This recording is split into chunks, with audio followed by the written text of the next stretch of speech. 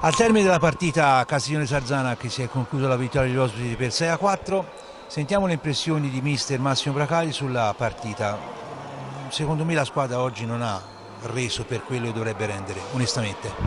Ma no, oggi non siamo andati come al nostro meglio, diciamo. Bisogna fare complimenti a Sarzana che comunque è venuto qua, ha giocato la sua partita, hanno fatto una bella difesa bassa, diciamo a zona.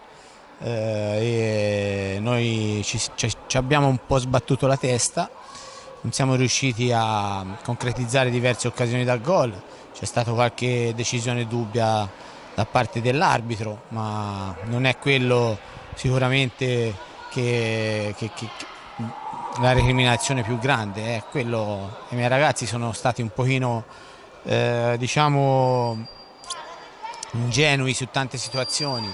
Abbiamo lasciato dei contropiedi all'avversario dove arrivavamo sempre secondi sulle seconde palle, non eravamo reattivi come al solito, insomma. È stata una serata storta e vediamo i risultati delle altre che sono comunque con noi lì nella zona retrocessione e cerchiamo di portare a casa questo obiettivo che per noi insomma è importante.